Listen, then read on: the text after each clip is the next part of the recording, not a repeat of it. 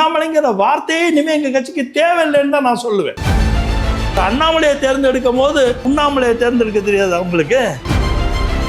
விஜய் அவர்களே கான்செப்ட்ல தான் வெற்றி அடைஞ்சார். தீய சக்திங்கிற வார்த்தையே ஜெயலலிதா அவர்களோட வார்த்தை தான். இன்னைக்கு டிவிக்கே மட்டும் ஜெயிச்ச அரசாங்கத்தை பண்ணலைன்னா உங்க யாருக்குமே தைரியம் வந்திருக்கு, இன்க்ளூடிங் அண்ணாமலைக்கே தைரியம் வந்திருக்காரு, போயிருக்க மாட்டார், கட்சி விட்டு போயிருக்க மாட்டார். இவர் கிட்டத்தட்ட 5 வருஷம் எங்க கட்சியில இருந்தார், 6 வருஷம். இந்த உறுப்பினர் அங்கே சேர்த்துருக்கலாமே, ஏன் சேர்க்கல? இதே மூஞ்சி, இதே பேச்சு, இதே அகங்காரம், இதே இது ஏன் சார் செய்யல அவரை? SS நியூஸ் நேயர்களுக்கு வணக்கம். தாவேக்கு ஆட்சி அமைத்த பிறகு தமிழகத்துல கட்சிகள் தங்களை மறு கட்டமைப்புக்கு உட்படுத்தி வர்றாங்க. அந்த வகையில பாஜகவுடைய மையக்குழு கூட்டம் டெல்லியில நடந்தது. அண்ணாமலை தனி இயக்கம் கண்டிருக்கிறார். சிலர் அண்ணாமலையோடு பாஜகவிலிருந்து விலகி இணைந்திருக்கிறார்கள். இதெல்லாம் என்ன மாற்றத்தை ஏற்படுத்த போகிறது அப்படின்ற நிறைய கேள்விகள் இருக்கிறது. இது பற்றிய கேள்விகளுக்கு விடை சொல்வதற்காக நம்முடைய பாஜகவுடைய NGO பிரிவினுடைய அமைப்பாளர் திரு அர்ஜுனமூர்த்தி அவர்கள் நம்மோடு இணைந்திருக்கிறார். சார் வணக்கம். வணக்கம். தமிழக பாஜக டெல்லியில் ஒரு பெரிய கூட்டம், அமித்ஷா அவர்களே கலந்து கொண்ட ஒரு கூட்டம். அந்த கூட்டம் அப்படின்றது தமிழ்நாட்டில் பாஜக வீழ்ந்திருக்கு, இல்லை தமிழ்நாட்டில் பாஜக எதிர்பார்த்த வெற்றியை பெறல, அடுத்து ஒட்டுமொத்தமாக பாஜகவையே மாற்றணும் அப்படின்றதா திட்டம். அண்ணாமலை விவகாரம் கூட விவாதிக்கப்பட்டதா சொல்கிறாங்க. அதை பற்றின தகவல்கள் என்ன சார்? மையக்குழு நடந்ததோட சாராம்சம் என்னன்னா, ஒரு ஆட்சி மாற்றம் நடந்திருக்கு தமிழ்நாட்டில். ஒரு ஆட்சி மாற்றம் நடந்த ஒரு தமிழ்நாட்டில் அதுவும் ஒரு புது விதமான ஆட்சி அமைப்பு அமைஞ்சிருக்கு. ரொம்ப பெருசாக நிறைய பேர் எதிர்பார்க்காத ஒரு ஆட்சி கூட நம்ம சொல்லலாம். அவரோட புகழ் பெருசாக இருந்ததை ஒழிய ஆட்சி அமையும் அப்படிங்கிற நம்பிக்கையில் நிறைய அரசியல் கட்சி தலைவர்களே இல்லாத ஒரு நேரம். திராவிட கட்சிகளோட செல்வாக்கில் கிட்டத்தட்ட 60 ஆண்டுகள் தமிழ்நாடு பயணம் பண்ணது. தமிழ் மக்களோட அரசியல் புரிதல்லே திராவிட சித்தாந்தம் அதிகமாக இருந்த ஒரு காலகட்டத்தில் இந்த ரீஜனல் பார்ட்டியிலே ரொம்ப வலிமையான ஒரு திராவிட கட்சி 18 ஆண்டுகள் மாநிலத்தில் தன்னோட ஆட்சி உரிமையை வச்சு செயல்பட்டக்கூடிய ஒரு கட்சி அது. அப்படிப்பட்ட கட்சி இங்கே ஒரு 5 ஆண்டுகள் தொடர்ந்து அரசாட்சியில் இருந்த கட்சி தோற்கடிக்கப்பட்டு அந்த இடத்துல அதிமுக NDA கூட்டணி மாதிரி ஒரு வலிமையான கட்சி வந்திருக்குங்கிற ஒரு எண்ணம் இருந்த நேரத்தில் திடீர்னு விஜய் புத்தம் புதுதாக ஒரு புது தென்றல் மாதிரி அவங்க விஜய் அவர்கள் வந்ததை பார்த்தா எல்லாருக்கும் ஒரு ஆச்சரியம் வந்திருக்கும். மற்ற கட்சிகள் ஆடி போயிடுச்சு, பாஜகவுக்கு அந்த நிலைமையும் இல்லை. ஆடி போகாததுனால தான் என்னாச்சுன்னா, டெல்லியில் எல்லா முக்கியமான தலைவர்கள் அனைவரையுமே வரவழைச்சு ஒரு மையக்குழு நடத்தணும். அதில் எங்கள் அமித்ஷாஜி அவர்கள், சந்தோஷ்ஜி அவர்கள், எங்களோட நேஷ்னல் பிரசிடெண்ட் நிதின் நபீன் அவர்கள் எல்லாருமே கலந்துக்கிட்டு அதில் என்னென்னா அடுத்த கட்ட நிகழ்வு தமிழ்நாட்டில் பாஜகவோட நோக்கமும் என்ன, தொலைநோக்கு பார்வை என்ன, எது மாதிரி நம்ம செயல்பட்டு நம்ம அதிகமான ஒரு பலம் பொருந்தக்கூடிய கட்சியாக நம்ம மாற வேண்டிய நிர்பந்தம் நமக்கு இருக்குது. 2029 எலெக்ஷன் ஒன்றும் ரொம்ப தூரத்தில் இல்லை, எல்லாமே நினச்சிக்கிட்டு இருக்கும் போதே நடந்துருது, அவ்வளோ ஃபாஸ்ட்டாக உலகம் போகுது. அதனால் 2029 பாராளுமன்ற எலெக்ஷனை போகும்போது அதுக்குள்ளே நம்மளை எப்படி செட் பண்ணிடணும், எதை நோக்கி போகணும், நம்மளோட ப்ளூ பிரிண்ட் என்னவா இருக்கணும், நம்மளோட கோல்ஸ் எல்லாம் லாங் டைம் திமுக விஷன். ஓகே, திமுக தோல்விக்கான காரணங்கள்லாம் பட்டியலிட்டு புக்கா கொடுத்துட்டாங்க. தோல்விக்கான காரணங்கள் தமிழக பாஜக ஏன் தோத்துச்சு அப்படின்னு ஏதாவது அலசுனீங்களா? கண்டிப்பாக அதெல்லாம் ஒரு அரசியல் கட்சி, அதுவும் 18 கோடி மெம்பர்ஸ் உள்ள கட்சி பாரதிய ஜனதா கட்சி. உலகத்திலே மிகப்பெரிய கட்சி பாரதிய ஜனதா கட்சி தான் இன்றைக்கி தேதிக்கு. அப்போ அவங்களுக்கு இதுக்குன்னே திங்க் டேங்கர்ஸ் நிறைய பேர் இருப்பாங்க. ஒவ்வொரு விதமான திங்க் டேங்கர்ஸ் இருப்பாங்க. அரசியல் அமைப்பு திங்க் டேங்கர்ஸ் இருப்பாங்க. அரசாங்க அமைப்பில் நாங்கள் ஆளுங்கட்சியாக இருக்கிறதுனால அதோட திங்க் டேங்கர்ஸ் இருப்பாங்க. அதை தாண்டி ப்ரெஸ் பத்திரிகை உலகத்தில் ஜேர்னலிஸ்டோட திங்க் டேங்கர்ஸும் கான்ட்ரிபியூட் பண்ணுவாங்க. RSSங்கிறது உங்கள் எல்லாருக்கும் தெரியும், பெரிய இயக்கம். அதில் நிறைய திங்க் டேங்கர்ஸ் செயல்படுறாங்க. ஸோ இவங்க எல்லாருமே யோசித்து எதனால் இந்த பின்னடைவு, ஏன் நம்ம எதில் நம்ம பின்தங்கணும், எதனால் நம்ம தோல்வியை சந்திக்கக்கூடிய வாய்ப்புகள் இருந்ததுங்கிற மாதிரிலாம் சிந்திக்காமல் இருக்க மாட்டாங்க. ஏன்னா நாங்கள் தோல்வியை பார்க்குறதே இல்லை, வெற்றி வாய்ப்பை ஏன் இழந்தோம் அப்படின்னு ஒரு பாசிட்டிவ் ஸ்பிரிட்டோட தான் எங்கள் கட்சி போகும். நாங்கள் தோல்வியை பார்க்க மாட்டோம், வெற்றி வாய்ப்பை இழந்தவங்க பார்க்குறது. ஒரு 50 ஓட்டில் தோத்துட்டோம், ஒரு 500 ஓட்டில் தோத்துட்டோம்னா அது பரவாயில்ல. நீங்கள் போட்டிட்டதில் ஒரு இடம் தான் வெற்றி பெற்றீங்க, உங்களுடைய ஓட்டு சதவீதமே 3% கீழே. அப்போ அது ஒரு பெரிய தோல்வி இல்லையா? இல்லை அப்படி பார்க்க முடியாது. ஏன்னா எங்களோட கூட்டணியை தலைமை தாங்கினது, என்டிஏ கூட்டணியை தலைமை தாங்கினது ஏஐடிஎம்கே. அதிமுக மொத்தமாக ஏடிஎம்கேயோட மொத்த வாக்கு வங்கி வந்து இந்த எலெக்ஷனில் கூட 1,32,00,000 வாக்குகளுக்கு மேலே வந்திருக்கு. அது வந்து கான்ட்ரிபியூட் ஆகிருக்கு, கன்சால்டேட் ஆகலை. கான்ட்ரிபியூஷனுக்கும் கன்சால்டேஷனுக்கும் உள்ள வித்தியாசம் தான் வெற்றியும் வெற்றி வாய்ப்பும். கரெக்டாக? அதனால் கான்ட்ரிபியூட் ஆகிருக்கு, கன்சால்டேஷன் ஆகாத ஒரு தேர்தலை நாங்கள் சந்திச்சிருக்கோம். பாஜக குறிப்பாக வந்து அண்ணாமலை வெளியில் வந்ததுக்கப்புறமா பாஜக என்ன ஆகும் அப்படின்ற கேள்வி எல்லாருக்குள்ளேயுமே இருக்குது. இப்போ பாஜகவில் ஒரு சமீபத்தில் நடந்த கூட்டத்தில் தலைவர்கள்லாம் இருக்காங்க, எல்லாம் பழைய தலைவர்கள், இளைஞர்களே இல்லை அப்படின்ற மாதிரி ஒரு ப்ரொஜெக்ஷன் செய்யப்படுதா? எப்படி பார்க்குறீங்க? அப்படி சொல்கிறதுக்கே இல்லை. ஏன்னா இப்போது இந்த இளைஞர்கள், அதாவது இந்த ஜென்சி வாக்காளர்கள், வயதானவர்கள், முதியவர்கள் இப்படிங்கிற சித்தாந்தத்தை வந்து தேவையில்லாமல் தமிழ்நாடுல புகுத்துனதே அண்ணாமலை தான். அவர் கட்சியில் இருந்த போதே என்ன பண்ணார், பஸ்ஸில் இருக்க வயசானவங்களாம் நான் இறக்கி விட்டுருவேன் அப்படின்னு பேசினார். அவருக்கு ஒரு சின்ன பிரச்சனை இருக்குது. தொடர்ந்து அவருக்கு எது சாத்தியப்படாதோ அதெல்லாம் வந்து ஒரு தவறான ஒரு அணுகுமுறைக்கு கொண்டே செலுத்தி விடுறாரு. அவர் குணக்குற்றம், அவருக்கு குணத்துல ஒரு மிகப்பெரிய குற்றம் இருக்கு. அந்த குணக்குற்றம் என்னமா சார்? இளைஞர்களின் இந்த கட்சி வழி நடத்தணுன்றது குற்றமா? இல்லை, இளைஞர் நீங்க தவறா போறீங்க. நான் சொல்ற கருத்து என்னன்னா, தமிழ்நாடு வந்து இதுவரைக்கும் அரசியலில் வந்து ஜென்சி ஓட்டு என்ன, மகளிர் ஓட்டு என்ன, முதியோர்கள் ஓட்டு என்ன, இப்படி வயசை வச்சு இதுவரைக்கும் எந்த அரசியல் கட்சியுமே இந்தியா முழுக்க இன்ன வரைக்கும் இந்தியாவில் எந்த கட்சி, இந்தியா முழுக்க போங்க, உலகம் முழுக்க போங்க, ட்ரம்ப்புக்கு என்ன வயசு சார்? இன்னைக்கு உலகத்திலே மிகப்பெரிய வல்லரசு எது சார்? ட்ரம்ப்பு தானே சார். ட்ரம்ப் வச்சிருக்க அமெரிக்கா தானே சார் மிகப்பெரிய வல்லரசு. அங்கே ட்ரம்போட வயசு என்ன சார்? 80+. அவர் ஹீஸ் த பிரசிடென்ட் நவ். அங்கேயும் ஜென்சி இருக்காங்க சார், அங்கேயும் ஜென்சி வாக்காளர்கள் இருக்காங்க. அங்கே எல்லாரும் எதை பார்ப்பாங்கன்னா, அனுபவசாலியா, ஒரு கருணை மிக்கவரா, அனுபவம் கருணை மிக்கவர் தான் இந்த அரசாங்கத்தை நடத்துறாரான்னு தான் பார்ப்பாங்களே ஒழிய யாரும் வயசு பார்க்க மாட்டாங்க சார். இது என்ன சார் வயசு? இன்னைக்கு ஆட்சி மாற்றத்தை நிகழ்த்திருக்கிறது யாரு சார்? சார் 52 வயசு சார். 52 வயசு விஜய்க்கு இருக்கலாம். ஓட்டு போட்டவங்க சார் அப்படி இல்லை சார். அதாவது அவங்க வந்து ஏன் அங்கே வந்து ஜென்சியோட ரோல் பெட்டராக இருக்குன்னா, அவர் சினிமாவில் மிகப்பெரிய நடிகர். அந்த சினிமா நடிகருக்கு இன்னைக்கு வந்து நீங்கள் யாரை வேணாலும் தமிழ்நாடு சினிமா உலகத்தை தெரிஞ்சவங்கள்ட்ட போய் கேட்டு பாருங்க, அதிக பேர் சினிமா தேட்டருக்கு போகிறதே இளைஞர்கள் தான். குடும்பமாக போகிற அந்த காலத்தில் வந்து மாயா பஜார் வந்த காலம் கிடையாது இப்போ தமிழ்நாடுல. இப்போ எல்லாரும் வீட்டில் வந்து ஃபோனை வச்சுக்கிட்டு டைனிங் டேபிளில் உட்காந்துக்கிட்டு 5 பேர் உட்காந்து சாப்பிட்டா கூட 5 பேரும் ஃபோன் வச்சுக்கிட்டு பார்க்குற காலம் இது. இன்னைக்கு சினிமா தேட்டருக்கு போகிறதே பிலோ 40 இயர்ஸுங்கிறதுக்கு ஒரு ஸ்ட்ராட்டஜியே இருக்குது. அந்த உலகத்தில் விஜய் அவர்கள் அதிகமாக ரொம்ப பிரபலியமானவருங்கிறதுனால அந்த உலகத்தோட ஓட்டு அவருக்கு கிடைச்சிருக்குங்கிறதுனால அவங்க ஜென்சின்னு ஒதுக்க முடியாது சார். நீங்கள் என்ன தப்பு பண்ணுறீங்க? தமிழ்நாட்டில் மிகப்பெரிய தப்பு என்ன நடந்துகிட்டு இருக்குன்னா, வாக்காளர்கள் யாரும் 18 வயசுக்கு மேலே இருக்க எல்லா வாக்காளர்களுக்கும் வாக்கு உரிமை இருக்குது சார். அந்த வாக்கு உரிமையில் எதுக்கு சார் வயசை கொண்டாந்து சேர்த்தீங்க? அப்படி ஒரு மாடலே கிடையாது சார்.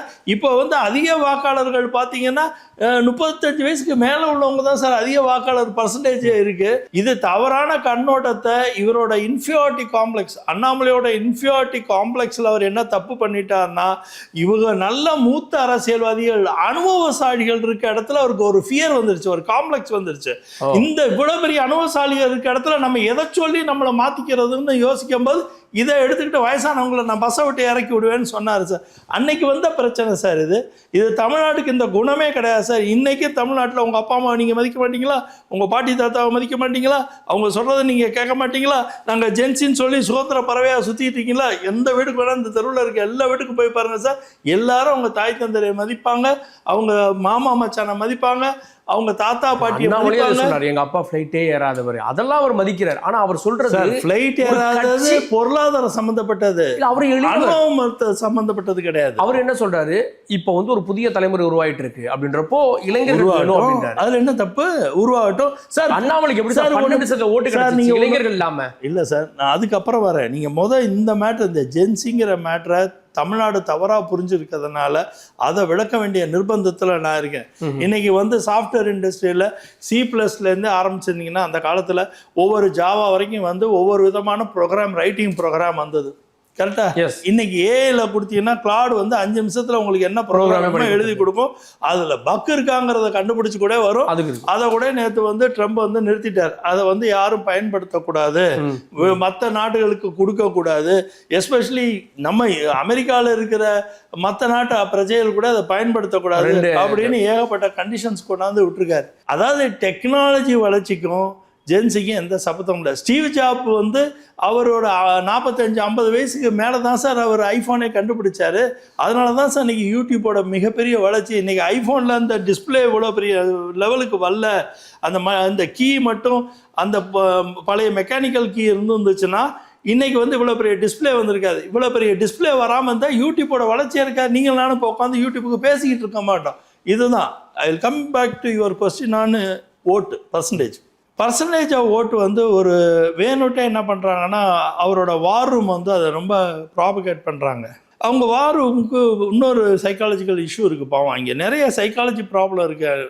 அது எனக்கு ரொம்ப வருத்தமாக இருக்குது. இப்போ நானே ஒரு யூடியூப்பில் பேசிட்டேன்னு வச்சுங்க, இவர் என்ன சொல்கிறாரு, நான் படித்தவன், நல்ல இளைஞர்களை உருவாக்க போகிறேன், நான் போய் பெரிய பெரிய அமெரிக்கன் கம்பெனியெல்லாம் அன்றைக்கி அவரோட வீடியோவில் சொன்னார், நிவேடியாவை கூப்பிட்டு வரப்போகிறேன், அவரை கூட்டிகிட்டு வரப்போகிறேன், இவரை கூட்டிகிட்டு போகிறேன், அப்படி இப்படின்னு ஒரு மாய தோற்றத்தை வளர்ந்த நாடுகளில் இருக்கக்கூடிய வளர்ந்த ஆர்கனைசேஷனில் இருக்கிறவங்களாம் தமிழர்கள், அங்கே இருக்க சிஓவும் அவங்கெல்லாம் வந்து என் கட்சியில் வந்து கான்ட்ரிபியூட் பண்ண போகிறாங்க அப்படின்னு சொல்லிட்டு அவர் அடிக்கிற வார் ரூம்லேருந்து அடிக்கிறது.